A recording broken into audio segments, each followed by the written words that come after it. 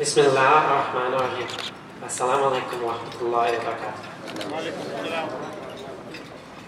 I find myself standing here today with the honorable task of introducing to you my grandfather.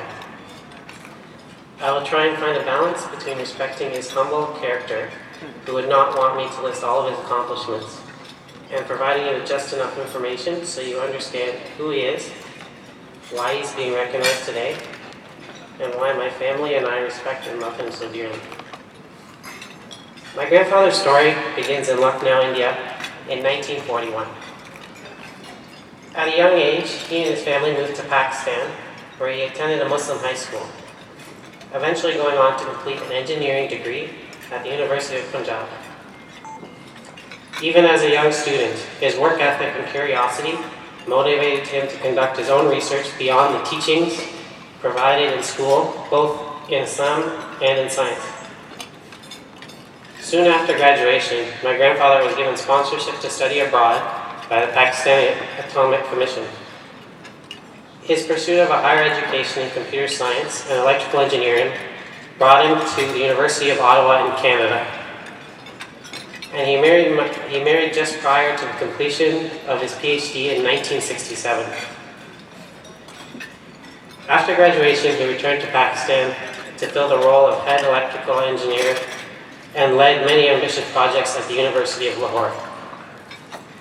In 1970, he returned to Canada, where his professional career involved several head of department and dean of engineering positions in Canada, the US, and overseas.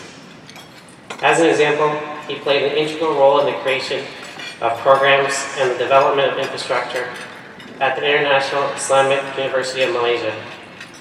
He published many professional articles, chapters, and books, and in 2015 received an Outstanding Service Award from the Eastern Michigan University, where he had worked for 35 years, recognizing him as a person who had most impacted the Computer and Information System Department, faculty, and its students. An award he was humbled to receive, but took a lot of convincing to accept in a public ceremony.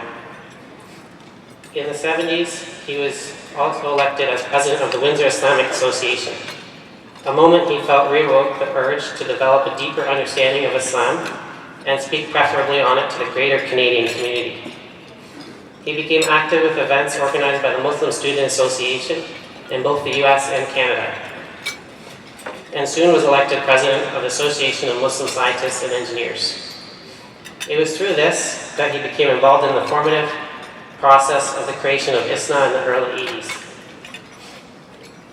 Over the years, he became more active in ISNA, where he would go on to become vice president several times and eventually president. His relationship with both print and electronic media allowed him to respond to many of the negative reportings of Muslims that would occur. My mother has many stories of turning on the TV as a child and seeing my grandfather on national news, or seeing him in published print trying to educate the North American community on the beauty of the teachings of Islam. There are many personal stories I could share with you about who my grandfather really is. When my mother was younger, he brought her and their family to their first ISNA Convention. She recalls entering the convention hall, only to have my grandfather greeted by many, many attendees. She was wondering how everyone knew him, only to find out from someone else he was actually the president of ISNA. When asked why he did not tell them, he would always say, "I'm not interested in titles, I want to be a soldier." My grandfather continues to spend most of his time in his retirement, not on the golf course, although he does like good nature hikes. He wakes up daily, has his tea lovingly prepared by my grandmother, his wife of 50 years, and proceeds to his desk, filling his day with projects designed to help advance the Muslim community and furthering educational opportunities of young students around the world. In his retirement, he is chair of the operating management of the governing board of the Jahandarbad Institute of Technology in Lucknow, India, where he's building programs from the ground up. He has also once again accepted the role of president of ISNA Canada, or so we hear. He is a firm believer that good things are made possible by Allah subhanahu wa ta'ala.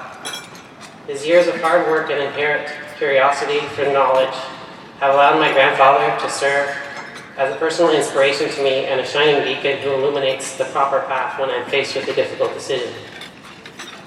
I am happy to share who he is with you today and what he means to all of his children and to his grandchildren. I'd like to introduce you to my grandfather, Dr. Saeed Rahman.